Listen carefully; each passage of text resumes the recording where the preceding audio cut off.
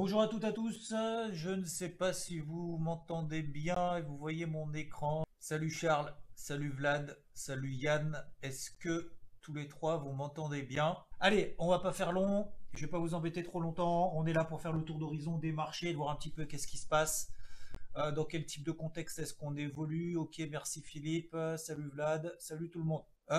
Alors, la thématique principale, vous le savez, alors c'est toujours un peu le baratin après coup. Je pense qu'on ne peut pas se baser là-dessus, sincèrement. Je pense que le marché nous l'a montré la semaine dernière, ça y est. Ce qui était inquiétant, c'était les fameux taux à 10 ans, les taux à 10 ans qui remontent, donc susceptibilité de faire remonter. Alors, déjà les taux à 10 ans remontent à cause notamment de ces perspectives d'inflation, inflation liée à la reprise de la demande intérieure en Chine en termes de matières premières. Il y a quand même pas mal de matières premières qui explosent, notamment par exemple le cuivre qui se revient sur ses plus hauts depuis 2011. Alors je vais dézoomer encore un peu plus parce que sinon on va pas voir le timing. Voilà les cours du cuivre qui sont passés depuis le début de la crise, donc depuis le mois de mars quand même, à aujourd'hui, qui ont doublé. Donc on a pris plus de 120%, aujourd'hui on prend plus de 110% par rapport au plus bas il y a un an, un peu moins d'un an. La même chose sur d'autres matières premières, alors c'est vrai qu'on ne les regarde pas souvent, mais je pense que c'est quand même intéressant. On voit que les cours du soja par exemple ont pris 80%. Donc dans ce type de contexte, le marché commence à s'inquiéter, entre guillemets. Alors c'est pas s'inquiète, c'est le marché parle, évoque le fait que si jamais il y a trop d'injections de la part des banques centrales, de la part des plans de relance, etc., des plans d'urgence à droite et à gauche, et ben du coup, ça risque de peser un petit peu sur le marché des actions. Et c'est ce qu'on explique. Je dis pas que c'est ce qui a expliqué, mais en tout cas, je dis c'est ce qu'on explique. C'est quand même nettement différent. C'est ce qu'on est, c'est ce qu'on explique justement au travers de cette un peu ce mouvement de panique qu'on a eu la semaine dernière sur les marchés. Alors panique oui et non. Certains indices oui. Je pense par exemple au Nasdaq, je pense par exemple au Dow Jones. D'autres non. Je pense par exemple au CAC 40. Le CAC, lui, n'a absolument pas été pris de mouvement de panique. Il a perdu 1,3%, notamment la séance de vendredi. Vous avez vu qu'on n'a même pas, alors on a commencé à péter un premier niveau, c'était 5720, finalement on s'est resté à 5700. Je vous rappelle que les marchés évoluent notamment dans des zones, pas dans des cours précis. C'est pas parce qu'on casse 5700 qu'on passe à 5799 que tout de suite ça va perdre 200 points, sinon ce serait trop facile. Entre guillemets, on raisonne notamment en zone d'intervention, notamment en termes d'analyse technique. On est au-dessus de la MM20, au-dessus de la MM50. Il n'y a pas péril dans la demeure. Je reviens ici sur les taux d'intérêt. Les taux d'intérêt, notamment aux États-Unis, hop, c'est ici, qui sont passés au-dessus des 1,50%. Derrière, on a eu un petit recul. Du coup, ça a permis d'apaiser un petit peu les marchés. On a vu depuis notamment dimanche soir, donc ce matin, que les indices étaient bien orientés, plus 1%. Est-ce que ça y est, c'est terminé, c'est remis à plus tard, etc. Je vous rappelle que ce week-end, on a eu notamment Biden qui a eu un vote favorable de la part de la Chambre des représentants pour son budget, pour son plan de relance de 1900 milliards. Il y a encore pas mal d'étapes et de processus à suivre, mais pour le moment, voilà, c'est un peu la phase de consolidation. C'est pas négatif, hein, consolidation, c'est juste à plat. On n'est pas dans une phase de correction, encore moins dans des marchés baissiers. Comme je le rappelle très souvent, on prend toujours du recul sur des unités de temps longues, du daily, du weekly.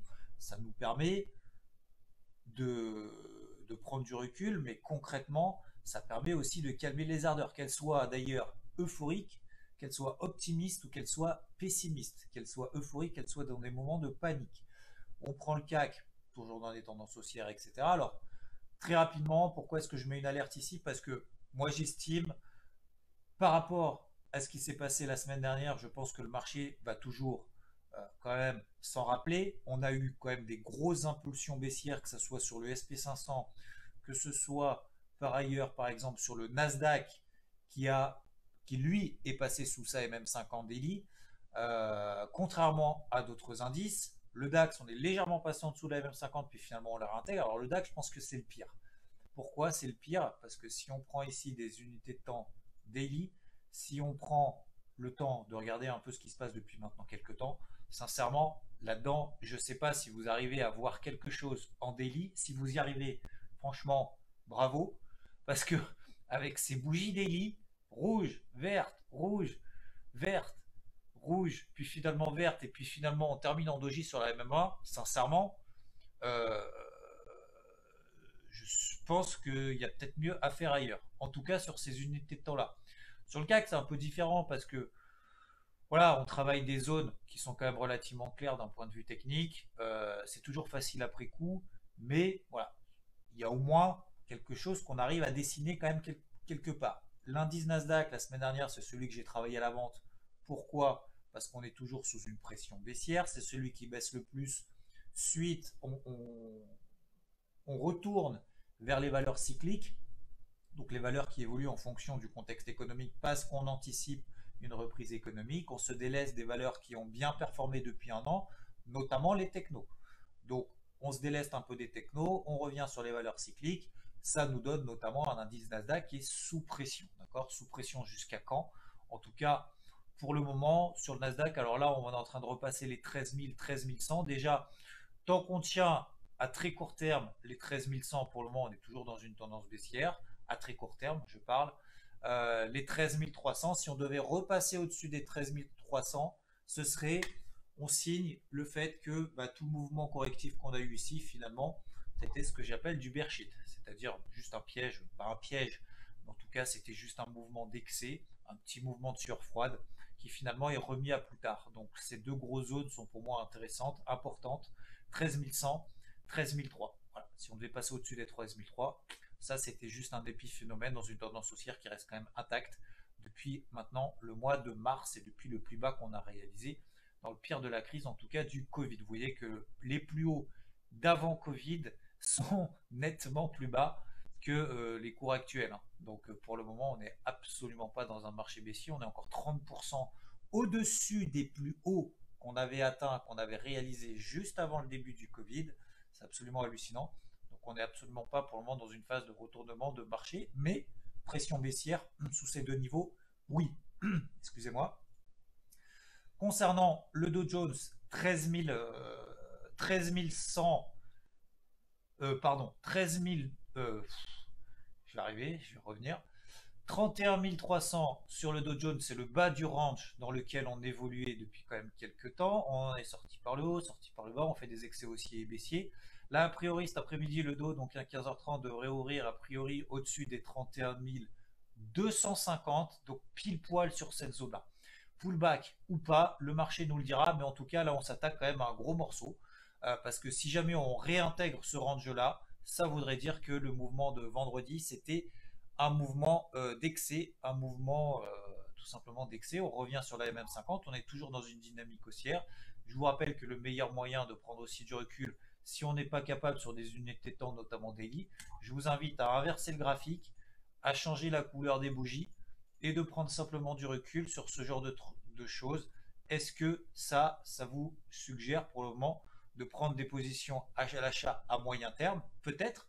Je ne suis pas là pour répondre à votre place.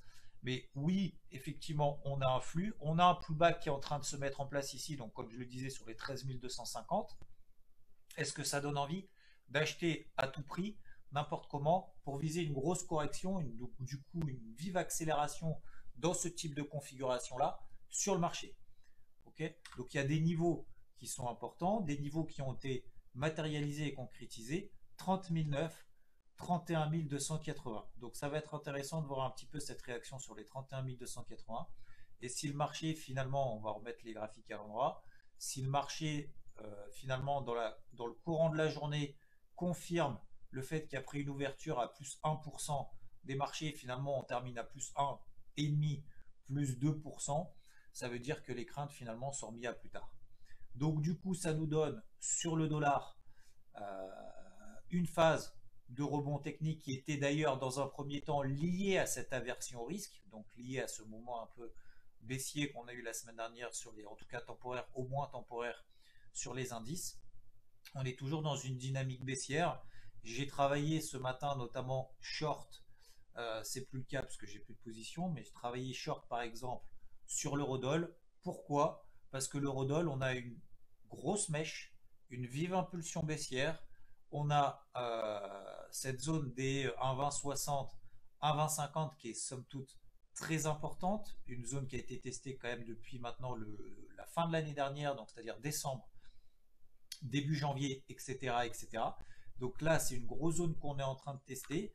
J'estime que si jamais on a un rebond quand même fort sur le dollar, rebond que tout le monde attend dans la logique un peu d'aversion au risque et peut-être de phase de consolidation sur les indices, et bien dans ces cas-là, le dollar devrait performer.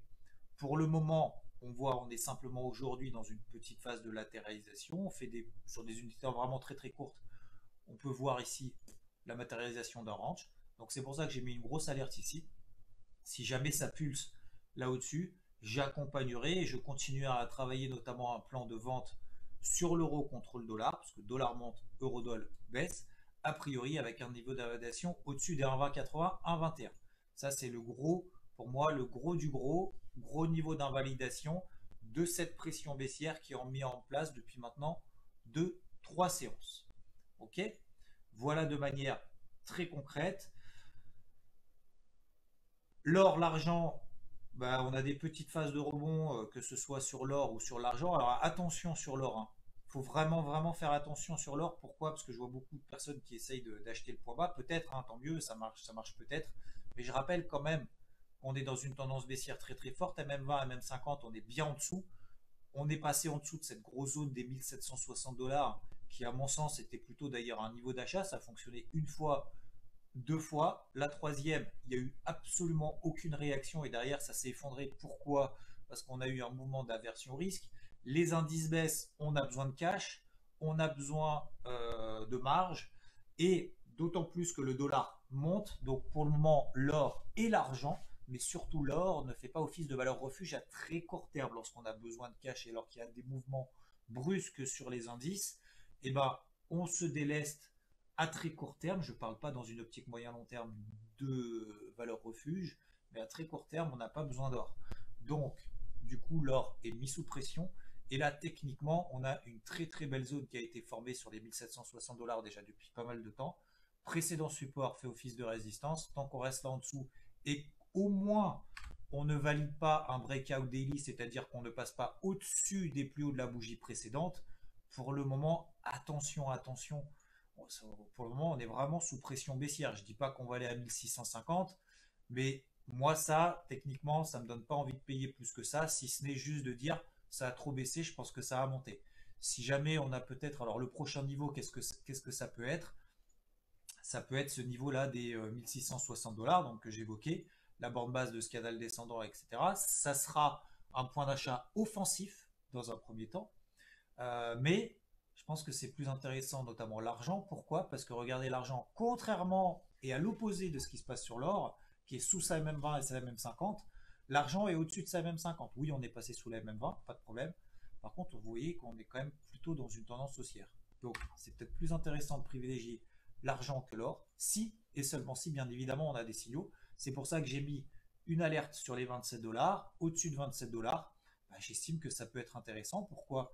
Parce qu'on pourrait avoir tenu cette zone, précédente résistance, support, une fois, deux fois, trois fois. Ok, on fait un petit rebond technique, ça c'était vendredi soir. Maintenant, il va falloir confirmer. Pour confirmer, il faut passer au-dessus des 27.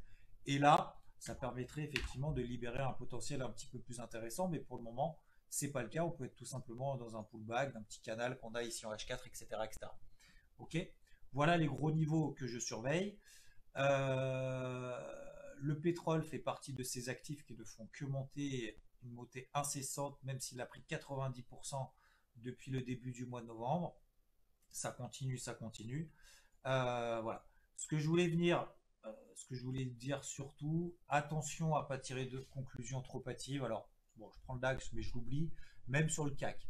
Sur le CAC, vous voyez ici que j'ai mis par exemple une alerte sur les 5760, 5765. Pourquoi? Parce que j'estime que le marché est schizophrène. Il monte, il baisse, il monte, il baisse, il y a des grosses bougies. Je ne pense pas que, cette grosse chute soit significative, et à l'opposé, je ne pense pas que cette grosse hausse soit significative non plus. Donc si jamais il y a un flux qui se met en place et que le rebond qu'on a connu depuis le début de la journée s'essouffle un petit peu, peut-être que le marché va se redire, oui, mais la semaine dernière, on s'inquiétait qu'il y avait de l'inflation, etc. Le plan de Biden qui est validé finalement, est-ce que ça confirme pas un peu nos dires, nos craintes, etc., etc. Donc du coup, ça nous amènerait globalement, je pense, hein, attention, hein, j'y mets des hypothèses, si jamais on a des replis sur les indices, qu'on passe en dessous des plus bas qu'on a réalisés, même si le DAX est un peu plus fébrile que le CAC par exemple, mais je parle dans la globalité, que ce soit le Dow Jones qui va gaper sur les 31 250, que ce soit le Nasdaq qui rebondit un petit peu et qui revient sur cette grosse zone également des 13 100, si le soufflet retombe, bah, ça nous entraînerait, en plus de ces petits signaux baissiers à très court terme sur les indices, logiquement, je dis bien logiquement, hein, encore une fois, j'émets des hypothèses, logiquement, étant donné que le dollar s'est quand même bien repris avec le mouvement un peu correctif qu'on a eu sur les indices la semaine dernière, bah, logiquement, le dollar devrait continuer cette remontée-là. Logiquement, si le dollar monte, qu'il y a des dégagements un peu plus importants, notamment sur le marché des actions, et qu'on achète plutôt du dollar d'un point de vue mécanique, l'or devrait baisser, et etc., etc. Et du coup, l'eurodoll devrait continuer suite à cette grosse impulsion baissière, cette mèche, et peut-être, je dis bien peut-être, parce que vous savez que les canaux c'est bien, mais c'est mieux les niveaux horizontaux, l'eurodoll confirmait également la rupture de ces 1,25, 1,2050, pardon, 1,2050 dans le sens de cette impulsion baissière. En tout cas, tant qu'on ne repasse pas, notamment sur l'eurodoll, au-dessus des 1,2090, 1,21, j'estime que le marché garde en mémoire cette mèche baissière impulsive qu'on a eue. Donc on se place finalement dans le sens du flux. Voilà. C'est une logique globale, d'accord? Je ne dis pas que c'est ce qui va se passer.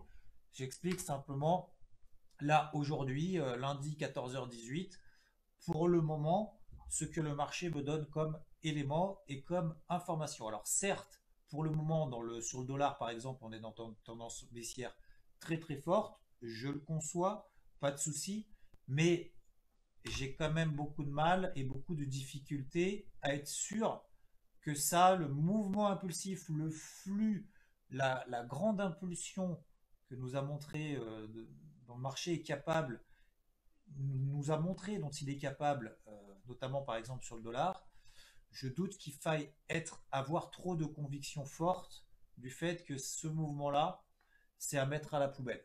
Donc pour le moment, je prends en compte cette information et avec, bien évidemment, si tous ces niveaux et tout commence à se mettre en place, on a toujours une invalidation à avoir.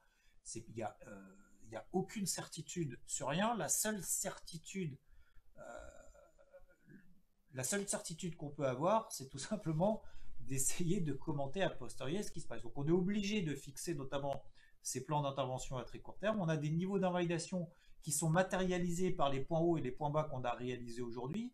Par exemple, le dollar, tout simplement, si on part de cette hypothèse que ce flux est correct, qu'on va au moins essayer de travailler le haut de la résistance, comme on l'a déjà fait il y a quelques semaines ici. Ça ne veut pas forcément dire que c'est le retournement, que c'était le point bas, et que le dollar va faire que remonter pendant des mois et pendant des années.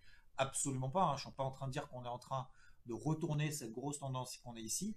Mais à un moment donné, il faut aussi prendre des décisions. Donc si on prend cette décision-là, on sait qu'on va avoir un niveau d'invalidation qui est matérialisé par les plus bas qu'on a réalisé par exemple aujourd'hui. Voilà. De la même manière sur les indices, l'avantage peut-être si on se dit par exemple sur le CAC, je vous donne un exemple, si sur le CAC on se dit bah tiens sous les 5760 moi ça m'intéresse à vendre, ça m'intéresse de vendre, et ben au moins j'ai un niveau d'invalidation très clair juste au-dessus des 5008, les plus hauts qu'on a réalisés aujourd'hui. Voilà. Ok. Voilà pour le moment dans les grandes lignes. Ce que je surveille, pourquoi, comment, le contexte global. Euh, je rappelle que des plans de trading, il faut en avoir quand même quelques-uns sur différents actifs parce qu'on ne peut pas savoir à l'avance lequel va nous donner un signal plus clair que l'autre. On ne peut pas savoir à l'avance lequel va nous donner un flux beaucoup plus intéressant que l'autre. Donc on est obligé d'avoir plusieurs plans, plusieurs actifs, plusieurs zones d'intervention, des alertes, etc., etc. Et essayer de travailler progressivement. Et le moment où un plan se déclenche, c'est sur celui-ci, lorsqu'il se valide, lorsqu'il se confirme, il faut rester focalisé là-dessus. Dès que ça s'invalide, hop, Faut pas avoir de frustration de dire oh mince, du coup c'est encore à valider, machin, etc. Du coup je fais quoi? C'est à ces moments-là qu'on loupe les opportunités ailleurs. Donc ça fait partie du jeu d'avoir certains trades qui passent pas, d'autres qui passent, mais c'est au moment où on a un peu cette vision qui est en train de se mettre en place globalement. Je vous ai partagé la mienne, ceci n'est pas un conseil, c'est simplement une idée, un aperçu global. Une fois que vous avez des éléments qui se mettent en place, il faut y aller. Je pense par exemple au marché des cryptos. Le marché des cryptos, c'est là où il se passe quand même pas mal de choses. Je vous montre une paire par exemple. On a une tendance haussière très forte. Là, c'est le Binance Coin face au Tether. On a une tendance haussière très très forte. On essaye de travailler dans ce sens-là sur des niveaux clés lorsqu'on a des validations.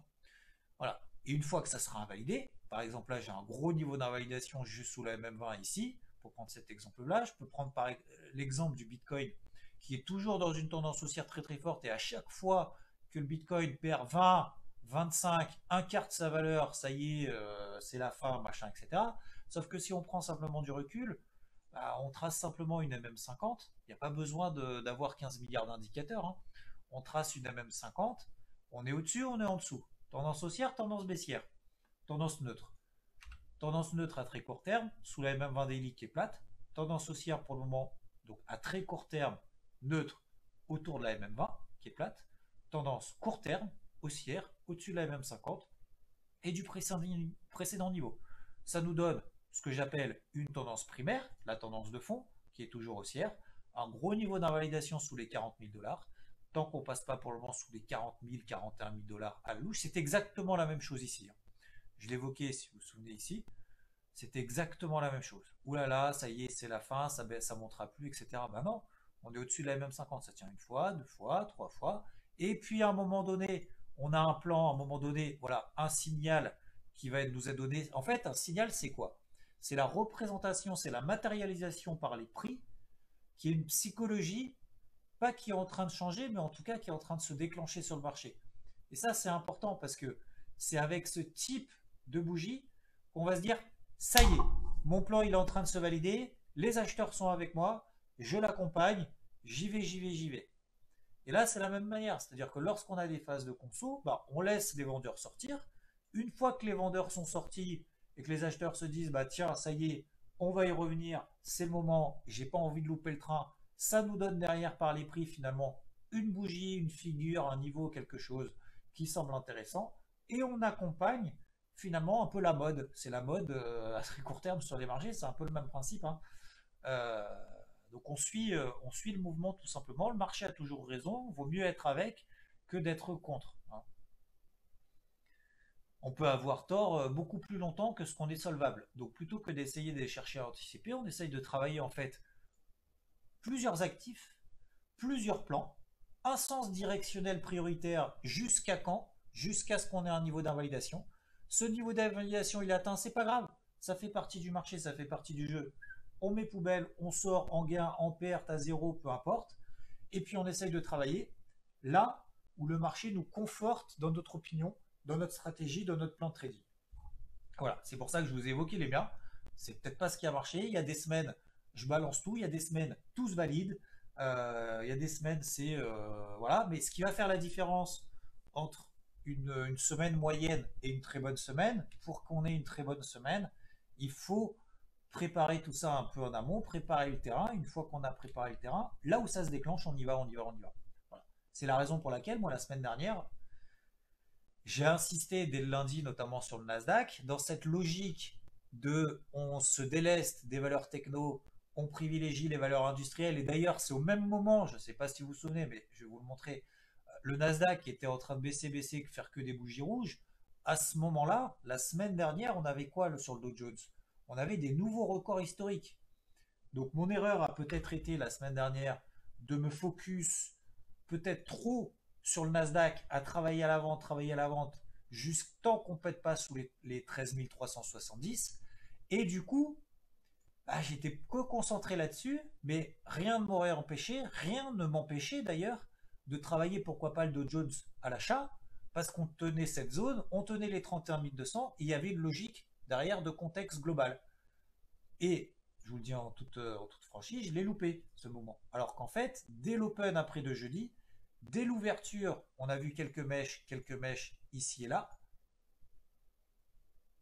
Hop, je vais le mettre ici en 15 minutes par exemple. Voilà. En 15 minutes, ici, on a eu 1, 2, 3 mèches, et puis tout de suite, c'est parti. Dans le sens de cette logique-là. Et ça a été une erreur de ne pas privilégier ça et d'être concentré. Donc on peut être tout à fait short sur un indice, tout à fait être à l'achat sur l'autre, dans un contexte de marché qui sélectionne ou fait un peu de stock picking, etc. Stock picking, on sélectionne en fait les actions qui n'ont absolument aucune peut-être corrélation les indices par rapport aux autres ou les actions par rapport aux autres. Donc voilà. Voilà globalement. Pour résumer, partez pas du principe que sur les indices tout est acquis, que ce soit la hausse, que ce soit la baisse, peu importe que vous soyez à l'achat ou à la vente. Ayez des niveaux de validation, des niveaux d'invalidation. Faites simple. Voilà. Un sens prioritaire. Ça part, tant mieux, on y va, on l'accompagne jusqu'où on invalide. Deuxièmement, donc je vous ai donné le mien, que ce soit sur le CAC, le DAX c'est un petit peu plus compliqué, mais le gros niveau pour moi sur le DAX, c'est les 13 870. C'est le même niveau que la semaine dernière d'ailleurs. Le même niveau que la semaine dernière, c'était les 13 850. Vous avez vu, on a fait une fois, deux fois après derrière c'est parti. Sous 13 850, 13 840, ça confirmerait le fait que le CAC échoue à nouveau sur les 5008, qu'on revient au milieu du range, etc. Ça confirmerait aussi sur le fait que le Dow Jones qui ouvre ici, finalement, le marché se souvient et je vous invite à tracer, pourquoi pas, des niveaux, ce que j'appelle d'invalidation de ces flux avec un mouvement de 50% de ces mouvements, de ces flux. Donc sur le Dow, par exemple, sous les 31 400, le marché se souviendra qu'il y a une pression baissière là-dessus. Okay. À très court terme, c'est plutôt les 31 300. Ça, c'est un niveau point d'ancrage. C'est vraiment un point de repère, le point de repère à mon avis de la semaine. Ok, ça confirmerait tout ça. De la même manière sur l'ensemble des autres indices. Deuxièmement, le dollar, si on confirme, on a une impulsion. Moi, je ne la néglige pas, cette impulsion-là. Peut-être que je me trompe. Peut-être que d'ici cette semaine, d'ailleurs, je vais mettre une autre alerte ici parce que je ne l'ai pas fait. 11 680 sur le dollar. Voilà. Si on passe là en dessous, ok. Là, pour le moment, on pourra affirmer ce mouvement. Moi, je pars du principe que cette impulsion est importante et qu'on va peut-être travailler à nouveau la résistance, voire peut-être même faire d'ailleurs un bull trap, pourquoi pas comme ici. Voilà. Ça nous donne du coup une stratégie plutôt baissière sur l'eurodoll. Voilà, dans le sens de cette impulsion baissière. Ça ne veut pas dire que si j'y suis plus, si vous êtes d'accord avec ça, etc., qu'il ne faut pas continuer à le travailler. Hein. On a des ranges qui sont en train de se former, on a des accélérations baissières ici et là. On peut tout à fait sortir par le bas de cette impulsion baissière. On a une tendance primaire ici en 15 minutes qui est baissière depuis quand même pas mal de temps. Les phases de range ont plus de sens de déboucher par une sortie dans le sens de la tendance précédente que l'inverse. À chaque fois qu'on a des phases de range, même si on en sort temporairement par le haut, on a plus de chances de continuer. Voilà. C'est le principe tout simplement d'une tendance qui se prolonge X fois et qui ne se retourne qu'une seule fois. Sinon, ça veut dire qu'à chaque fois, on essaie de chercher le point haut et le point bas. Et lorsqu'on a des gros mouvements sur les indices, c'est pas forcément sur les marchés, c'est pas quelque chose de bénéfique à long terme. Voilà concernant l'eurodoll et le dollar. La même manière sur le gold, attention. C'est pas parce que les marchés baissent que l'or va monter. Hein. C'est bien l'inverse. D'ailleurs, on l'a vu la semaine dernière, c'est QFD. Donc attention là-dessus. Tant qu'on reste sous les 1760, on a quand même une pression baissière qui est très très forte. Et à la limite, ça m'étonnerait peut-être même pas qu'on aille sur les 1660. Là, à ce moment-là, ok. Là, on peut acheter de manière offensive. On pourra partir du principe que l'or a beaucoup baissé. On pourra partir du principe que c'est un beau niveau, etc. Et là, on vient à peine de péter un niveau pour le moment. Donc, moi, j'ai pas de boule de cristal pour être persuadé qu'ici, le mouvement qu'on a fait sous les 1720 $ sur l'or, c'est un excès. À l'inverse, peut-être un signal d'achat peut-être plus intéressant, peut-être moins dangereux sur l'argent que sur l'or. Voilà. L'or, on voit, tient juste en dessous des 27 $, alors que l'or a déjà quasiment tout retracé. On a fait un rebond technique sur l'or, on a déjà quasiment tout retracé. C'est largement pas le cas sur le silver qui a touché les 26,10. On en est loin encore pour le moment. Okay, Voilà globalement le tour d'horizon. Ça fait une demi-heure. J'espère que ça vous va, j'espère que c'est clair. J'espère que ça vous permettra peut-être de vous donner deux, trois idées. C'est le but, c'est pas un conseil. Vous en faites ce que vous voulez. Essayez peut-être de vous l'imprégner. Ça peut vous permettre derrière d'en tirer soit des enseignements sur la façon de travailler, soit simplement sur les actifs en question. Je vous souhaite une très belle journée, de très bons trades et autres. Et je vous dis à plus. Ciao, ciao!